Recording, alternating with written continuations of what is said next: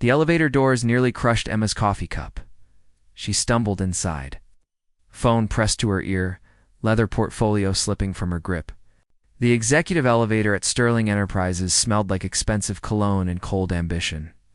8 months, as a project coordinator, had taught her to hate this particular metal box, especially when Julian Sterling stepped inside. The CEO caught the closing doors with one hand. His dark hair was perfectly styled, green eyes sharp enough to cut glass. Emma's stomach twisted, but not with attraction. With dread, Miss Hartley. His voice was arctic. Tick. She didn't look at him. Her phone buzzed. The name on the screen made her answer immediately. "Hey, sweetheart." Emma's voice softened, turning toward the corner. "Yes, I'm free tonight, my love. I promise I won't be late this time." Air pressure changed.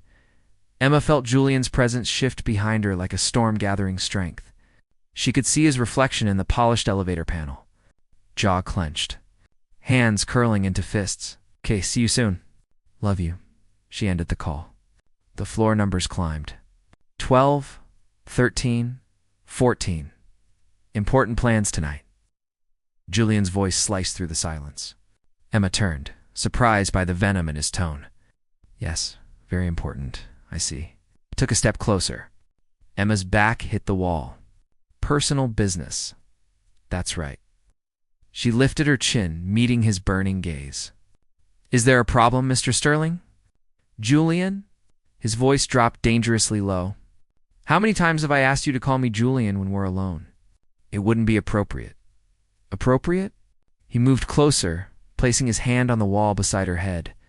"Nothing about what I feel for you is appropriate, Emma." Her eyes widened. "What did you just say?" "You heard me?" His gaze dropped to her lips. "Who is that on the phone?" The audacity left her breathless. Then understanding hit her like cold water. "Are you jealous, Mr. Sterling? Is it that obvious?" He didn't deny it.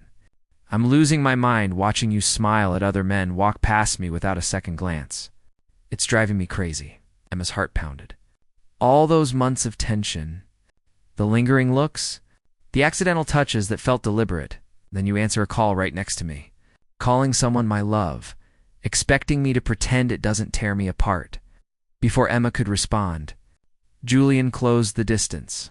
The kiss was fire and desperation. His lips demanded everything she'd been hiding for months.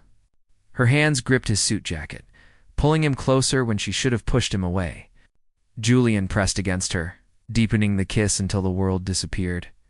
The elevator chimed. They broke apart, breathing hard, staring at each other in shock. The doors opened to the 10th floor. Half a dozen employees froze in the hallway. Emma trapped against the wall, lips swollen, cheeks flushed, Julian standing inches away, hair messed. Breathing labored. Silence crashed over them. "Get back to work." Julian straightened his jacket, extending his hand to Emma. Shall we?" Still dazed, Emma took his hand. They walked past the staring employees. Neither caring about the whispers that would follow, Julian led her to his private office and closed the door. "We need to talk. We definitely need to talk." Emma finally found her voice. "The whole company's going to be buzzing about this. It probably already is." Julian ran a hand through his hair. "I just kissed you in front of half the office staff." Emma smiled. "That call was from Nina, my little sister. She's 16 and tonight is her school play. I've been calling her my love since she was born." Julian froze. His expression shifted from resignation to disbelief to something dangerous. "Your sister?" "Yes." Emma fought back laughter. "You just made a scene because you were jealous of a teenage girl, when you put it that way." Julian moved toward her again. "It sounds completely irrational." It was. "Do you regret it?" His fingers touched her chin, tilting her face up. "The only thing I regret," Emma whispered, "is that you took 8 months to do it." He kissed her again, slower this time. Savoring every second, when they pulled apart, Emma pressed her forehead against his chest. "I need to tell you something, Julian. Something important?" "What is it?" She looked up at him, and for the first time in months, let him see the fear in her eyes. That call. Nena's play. It's not just any performance. Emma's voice cracked. The doctor said she might not make it to her 17th birthday. Tonight might be her last. Julian's arms tightened around her, and in that moment, everything changed. Julian's office felt too small suddenly. Too quiet? What did you say? His hands still rested on Emma's waist, but his entire body had gone rigid. Nina has a rare heart condition. Emma's voice was steady, practiced. She'd said these words to doctors, to insurance companies, to herself in the mirror at 3 a.m. She needs a transplant. Without it, the doctors give her 6 months. Maybe less. Emma. Julian's voice cracked on her name. I don't need your pity. She stepped back, wrapping her arms around herself. I just need you to understand why I can't do this. Why I can't be with you. That doesn't make sense, doesn't it? She laughed bitterly. Julian, do you know why I took this job 8 months ago? It wasn't for career advancement. It was for the health insurance. Sterling Enterprises has the best medical coverage in the city. The confession hung between them like smoke. And now you've just kissed me in front of witnesses. Emma's hand shook. If this goes wrong, if we break up, if things get messy, I could lose my job. And if I lose my job, I lose the insurance. And if I lose the insurance, Nina loses her chance. Exactly. Emma turned away, staring out at the New York skyline. The city glittered like broken glass. So you see why this can't happen, no matter how I feel about you. Julian was quiet for a long moment. Then he moved behind her, close enough that she could feel his warmth, but not touching her. What if I could help? I have money, resources. No. Emma's voice was sharp. I won't be your charity case. I won't be the poor girl with the dying sister that the rich CEO saves. That's not who I am. That's not what I meant, isn't it? She spun to face him. You want to write a check and fix everything? Make the problem disappear so you can have what you want. I want you to let me in. Julian's green eyes blazed. I want you to stop carrying this alone. I've been alone since I was 21, Julian. I'm good at it. That doesn't mean you have to be. The words hit her like a physical blow. Emma felt tears threatening, the carefully constructed walls she'd built around herself starting to crack. Come with me tonight, Julian said softly. To the play. Let me meet Nina. Let me be there for you, not as your boss, not as someone trying to fix things, just as someone who cares. Emma wanted to say no. Every logical part of her brain screamed that this was a mistake, but she was so tired of being strong. Okay, the word came out barely above a whisper. But Julian, if you hurt her, if you make promises you can't keep, I will never forgive you. I understand. They left the office together as the sun set over Manhattan. Painting the sky in shades of amber and blood, the drive to Emma's apartment was quiet. Julian asked careful questions. Emma gave careful answers. They were both dancing around something neither wanted to name. When they arrived, Emma's hands trembled as she unlocked the door. Nina? She called out. I'm home, and I brought someone. A girl appeared in the doorway. 16, with Emma's same dark hair and sharp eyes, but painfully thin. She wore a blue dress, stage makeup already applied, but there were dark circles under her eyes that cosmetics couldn't hide. You must be the famous Mr. Sterling. Nena's smile was bright despite everything. Emma talks about you all the time. She does. Julian glanced at Emma. Oh yeah, Nina laughed. Mostly complaints about how you reorganized the filing system. But sometimes her eyes sparkled with mischief. Sometimes she mentions your eyes. Nina. Emma's face flushed. What? It's true. You said they're like emeralds and we need to leave for your play. Emma grabbed her sister's coat. Right now. Julian smiled, genuinely smiled, for the first time since the elevator. I'd love to hear the rest of that description. Absolutely not. They piled into Julian's car. Nina chattered happily from the back seat, asking Julian about business and travel and his favorite foods. Emma watched them in the rearview mirror, her heart expanding and breaking simultaneously. This was what normal looked like. What happiness could be if only they had time. The school auditorium was packed. They found seats in the middle section, Nina rushing backstage with promises to see them after. Emma sat rigidly, hands clasped in her lap. Julian reached over and took her hand. She didn't pull away. The lights dimmed. The play began. Nina was brilliant. Even with her fragile health, she commanded the stage, her voice strong and clear. Emma felt tears streaming down her face, and she didn't bother to wipe them away. Julian's hand tightened around hers. During intermission, Emma's phone buzzed. A text from an unknown number. She opened it. Her blood turned to ice. The message was simple, devastating, impossible. You found a match. Heart available. Surgery scheduled for tomorrow morning. Nina is at the top of the list. Emma's hand shook so violently she nearly dropped the phone. What is it? Julian leaned over, concern etched across his face. She showed him the message. Emma, that's incredible. This is the miracle you've been waiting for. No. Her voice was hollow. No, this is wrong. What do you mean? Emma stood abruptly, pushing past people to reach the aisle. Julian followed her into the empty hallway. Emma, talk to me. Nina wasn't at the top of the list yesterday. Emma's voice was shaking. She was number 7. I checked 3 days ago. You don't jump from 7 to 1 unless understanding crashed over Julian's face. Unless someone with money and influence made it happen. Emma stared at him. Did you do this? After I specifically told you not to? No, I swear, Emma, I didn't. I wouldn't do that to you. Then who? But even as she asked, Emma knew. Her phone rang. The hospital, she answered. Miss Hartley. This is Dr. Chen. I'm calling about Nina's transplant. There's been an extraordinary intervention. A significant donation was made to the hospital, and certain arrangements were expedited. I wanted to confirm that you authorized who made the donation. Emma's voice was ice. A pause. I'm not at liberty to say. The donor requested anonymity. Emma ended the call. She looked at Julian. Really looked at him. You're a billionaire, she said slowly. You know other billionaires? You must have an idea who would do this. Julian's expression was careful. Too careful. Who did this? He took a breath.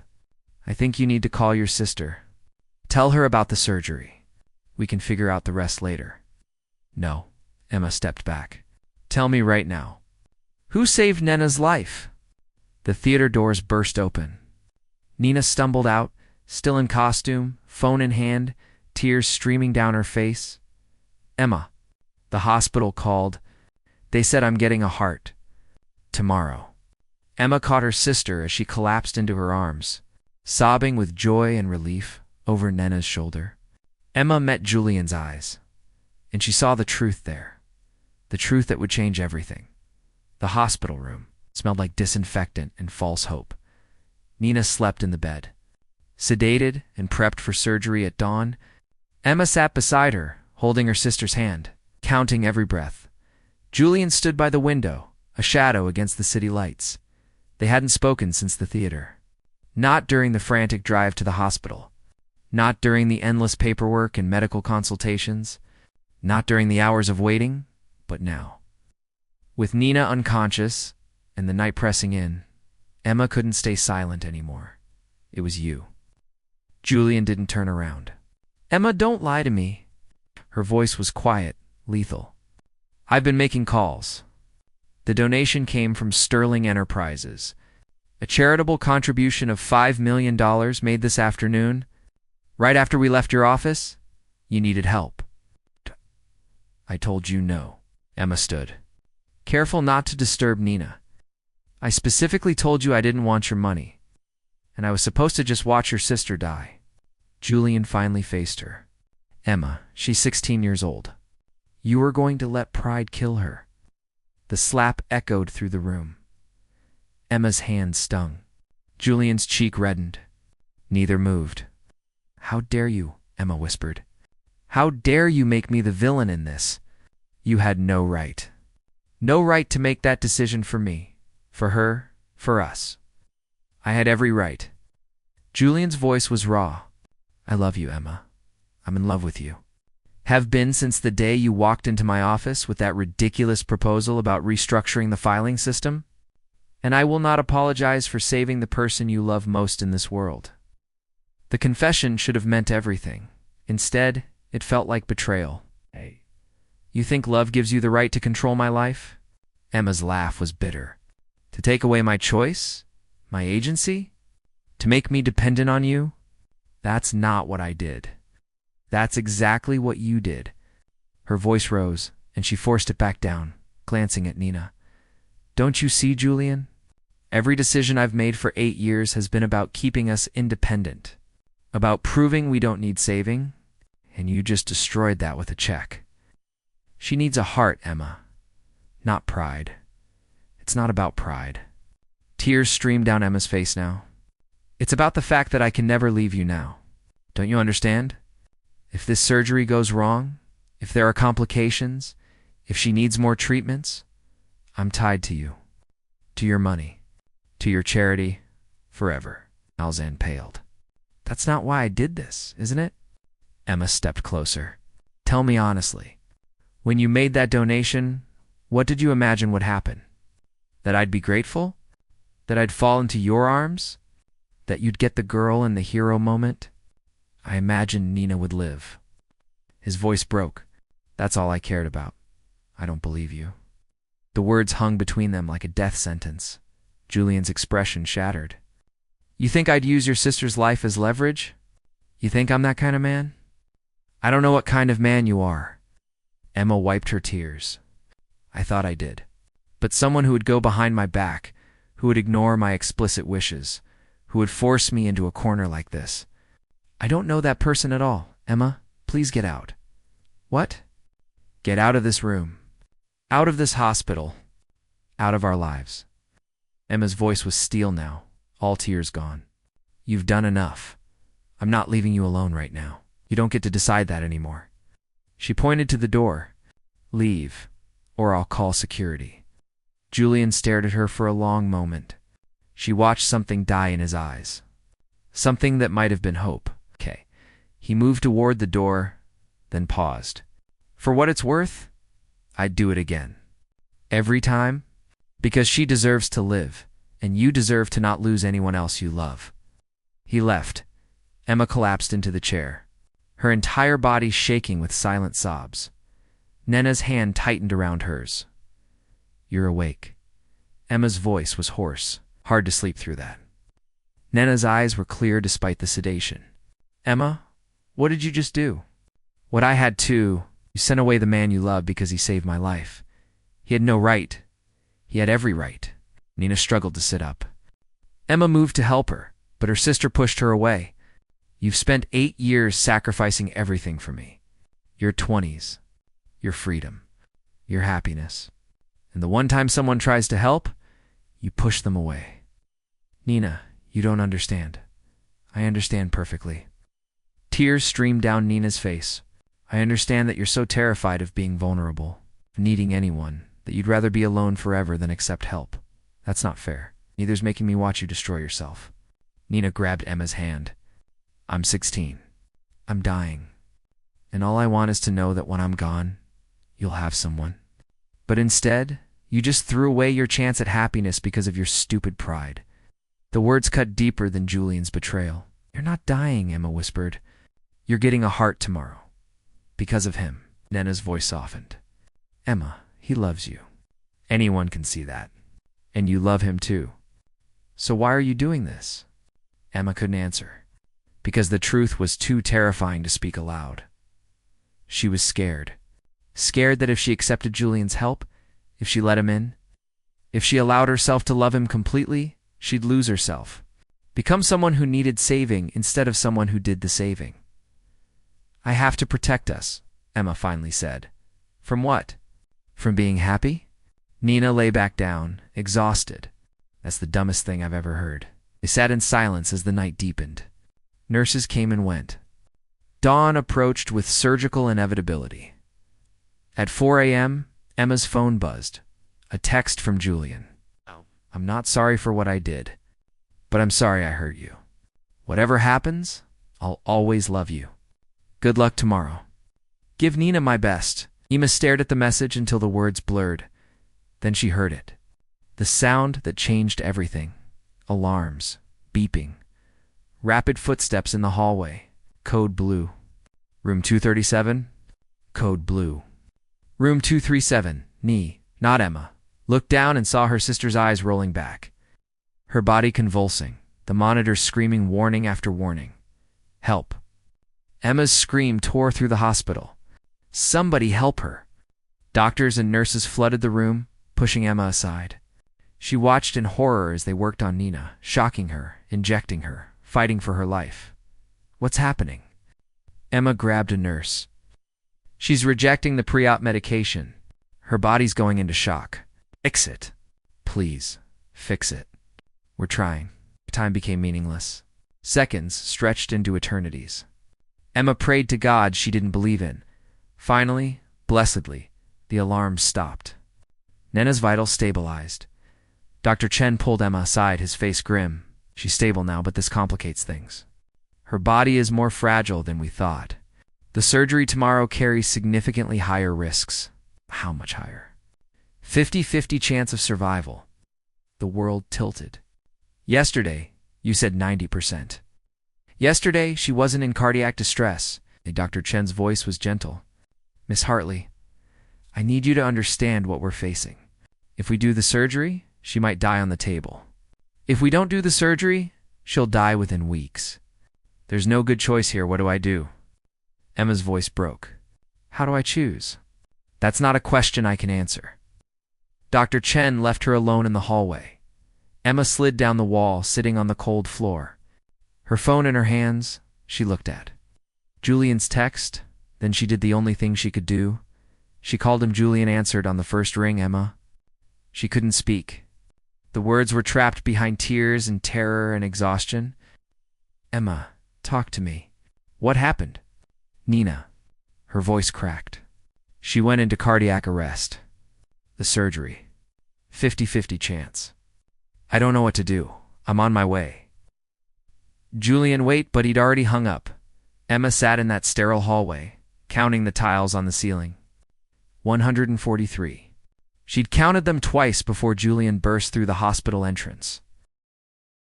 He looked wrecked. Hair disheveled. Shirt untucked. Eyes wild with worry. Where is she? Emma stood on shaky legs. Stable for now. Surgery's in 2 hours. Oh, God. Julian pulled her into his arms. She should have pushed him away. She'd have maintained the wall she'd built between them. Instead, she collapsed against his chest and sobbed. I'm sorry, she whispered. I'm so sorry for what I said. She don't. His hand stroked her hair. You don't have to apologize. I do. You saved her life, and I threw it back in your face because I was scared. Scared of what? Emma pulled back enough to look at him. Scared that if I need you, I'll lose myself. My mom needed my dad completely. When he died, she fell apart.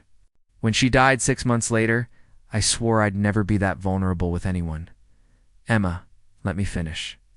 She took a shaky breath. But Nina made me realize something tonight. Being strong doesn't mean being alone. And pushing away someone who loves you isn't brave. It's just sad. Julian cupped her face in his hands. I love you. Not because I want to control you or save you. I love you because you're the strongest person I've ever met. Because you raised your sister alone. Because you fight for what matters. Because even when you're terrified, you keep going. I love you too. The words felt like freedom. I think I've loved you since you corrected my filing proposal with that ridiculous color-coded system. It was efficient. It was obnoxious. She almost smiled. But it was also brilliant. Like you, he kissed her then. Soft and gentle and full of promise. When they pulled apart, Emma's phone buzzed. Dr. Chen. It's time, the text read. We need to take her to surgery.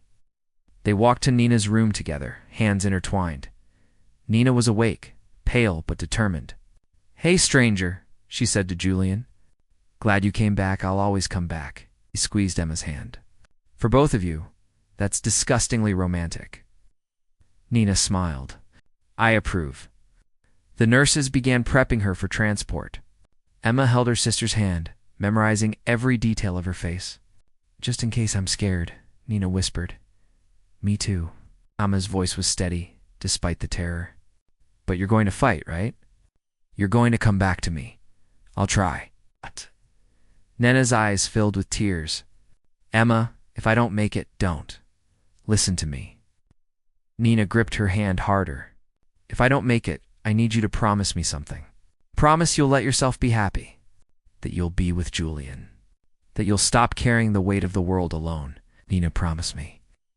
Emma looked at Julian, then back at her sister. "I promise." They wheeled Nina away. Emma watched until the surgical doors swung shut, erasing her from view. Then she turned to Julian and said the words she'd been holding back. "I need to tell you something. About the donation? About why it hurt so much? You don't have to. I do." She led him to the waiting room.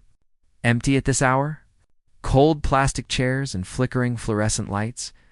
"When I took the job at Sterling Enterprises, I didn't tell you everything. The health insurance was part of it. But there was another reason." Julian waited. "My father worked for your company 20 years ago. He was a mid-level manager, good at his job, loyal," and his voice was hollow. "When he got sick with cancer, he kept working through treatment. He didn't want to lose the insurance. The treatments were experimental, expensive. Your father was CEO then." Understanding dawned in Julian's eyes. Horror, too. "The company laid him off," Emma continued. "Said they were restructuring. It was 2 weeks before his last treatment. Without insurance, we couldn't afford it. He died 6 months later. My mother died of a broken heart 6 months after that. Emma, I didn't know. How could you?" She laughed bitterly. "I was 11 years old. Just another statistic in a corporate decision. But I remembered. I remembered the name Sterling. I remembered what your family took from mine. So when you applied for the job, I wanted revenge." Emma met his eyes. "Not physical, not dramatic, but I wanted to be better than your father. To prove that people like my dad mattered, that we weren't disposable." Julian looked like she'd stabbed him. "And when I made the donation, when I tried to help, all I could think was that history was repeating itself. That another Sterling was controlling our lives with money, making decisions about who deserves to live or die." Emma's voice broke. "It felt like my father all over again." They sat in silence, the weight of history and hurt between them. "I can't change what my father did," Julian finally said. "I can't bring your parents back. But Emma, I am not him. The first thing I did when I took over as CEO was change our healthcare policies. No one gets laid off during medical treatment, ever. It's in the company charter now." Emma stared at him. "What?" "I've spent 5 years trying to undo the damage my father caused. The cruelty. The corporate ruthlessness." Julian's voice was fierce. "I'm not him. I will never be him. I know." Emma reached for his hand. "I think part of me always knew, but I was so angry, so scared. I couldn't see past my own pain. And now I see you." She squeezed his hand. "Just you. Not your father. Not your money. Not your power. Just Julian. The man who cares about filing systems and stays up until 3 a.m. reviewing proposals. The man who makes terrible jokes in meetings. The man who loves me enough to let me hate him." "I never stopped loving you," Julian said. "Not for a second." They kissed again. Deeper this time. A promise of healing and hope. The surgical doors opened. Dr. Chen walked out, still in his scrubs. His expression was unreadable. Emma's heart stopped. Julian's hand tightened around hers. "The surgery," Emma managed to say. "Is she?" Dr. Chen's face broke into a smile. "She made it. The transplant was successful. Nena's going to be okay." Emma's legs gave out. Julian caught her. Holding her up as joy and relief crashed over them both. "Can I see her?" "She's in recovery. Give us an hour to stabilize her, then you can go in." Dr. Chen left them alone. Emma turned to Julian, tears streaming down her face. "She's alive. She's going to live. Because of you. Julian wiped her tears.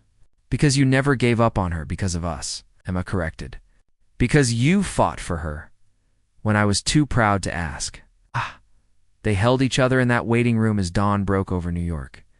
The city turned gold outside the windows, light replacing darkness. An hour later, they entered Nena's recovery room. She looked so small in the hospital bed, tubes and monitors surrounding her. But her eyes opened when Emma took her hand. Hey.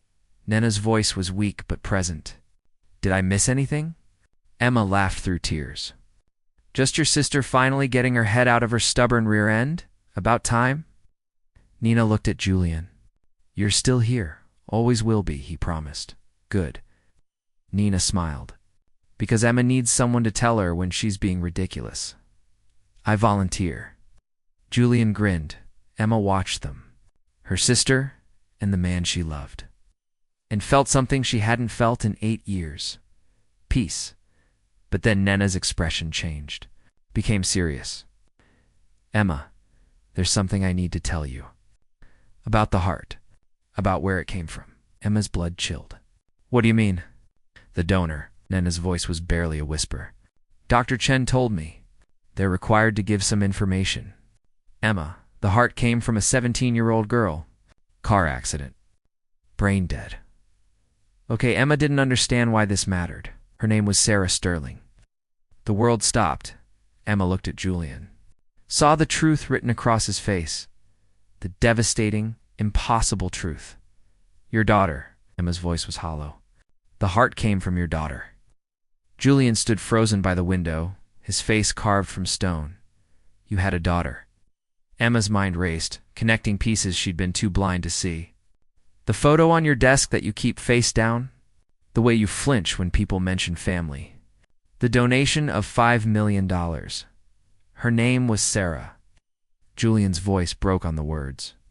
She was 17. Beautiful. Brilliant. Everything good in my life. What happened? Drunk driver? 3 weeks ago. Julian turned to face them, and Emma saw the devastation in his eyes. She was coming home from a friend's house. The other driver ran a red light. Sarah died instantly, they said. No pain. Nina sat up, despite the tubes, despite the fresh surgical wounds. Mr. Sterling, I'm so sorry. Don't be. Julian moved closer to the bed. When the doctors told me Sarah was brain dead, when they asked about organ donation, I said yes immediately. Because Sarah would have wanted that. She was always trying to save things. Stray cats. Injured birds. People. Like me, Nina whispered. Like you. Julian's smile was broken. When I made that donation to the hospital, I didn't know. I swear, Emma, I had no idea Sarah's heart would go to Nina. I was just trying to move her up the list. To give her a chance? But fate had other plans. Emma's voice was barely audible. The hospital called me this morning. Julian's hands shook. They said the recipient was awake. That the surgery was successful. They gave me your names. And I realized what had happened? That the person I love is alive because of the person I lost. The three of them sat in silence, the weight of impossible coincidence pressing down. I don't know how to feel, Emma finally said. I'm grateful, devastated, angry at the universe, blessed, all of it at once. That's grief. Julian sat down beside her. It doesn't make sense. It just exists. Nina touched her chest, where Sarah's heart now beat. I have part of your daughter inside me. That's the most sacred thing anyone's ever given me. She would have liked you. Julian's voice was soft. Sarah loved theater too. She was supposed to play Juliet in her school's production of Romeo and Juliet this spring. That was my next audition. Nina started crying. I was preparing for the same role. The connection was too much. Too perfect. Too painful. Emma reached for Julian's hand. Why didn't you tell me? About Sarah? How could I? He looked at her with raw honesty. We'd just met.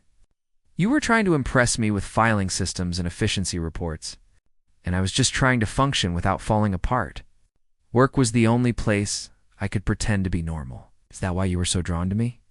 Because I reminded you of her? No. Julian squeezed her hand. You reminded me that life keeps going, that there's still beauty in the world, that maybe, someday, I could feel something other than loss. And then I pushed you away. You had every right. Julian's voice was firm. I manipulated the situation. I used my power to make decisions that weren't mine to make. Even if I didn't know how it would turn out, I still took away your choice. You saved Nena's life. I couldn't save Sarah. So I saved the person who mattered most to the woman I love. Maybe that makes me selfish. Maybe it makes me a hero. I don't know anymore. Emma stood, moving to the window. The city was fully awake now. People rushing to work, living their lives. Unaware of the grief and grace happening in this small room, Julian, she turned to face him. I forgive you. For the donation, for going behind my back, for everything. And I'm asking you to forgive me. For the things I said, for throwing your love back in your face, for not seeing your pain. There's nothing to forgive. There's everything to forgive. Emma moved closer. But maybe that's love. Forgiving the unforgivable, accepting the imperfect, choosing each other even when it's hard. Julian stood, closing the distance between them. I'll spend every day honoring Sarah's memory, and every day loving you. If you'll let me, I'll let you. Emma reached up, touching his face. On one condition, anything. Tell me about her, Sarah. I want to know everything. Her favorite color, her laugh, her dreams. I want Nina to know whose heart she carries. Purple. Julian's smile was bittersweet. Her favorite color was purple, and she laughed like music. And she wanted to be a doctor. To save lives, she did save a life. Nina spoke from the bed. She saved mine. And I promise, Mr. Sterling, I'll make it count. I'll live enough for both of us. Julian walked to Nina's bedside. Call me Julian. And you don't have to live for both of you. Just live for yourself. That's all Sarah would want.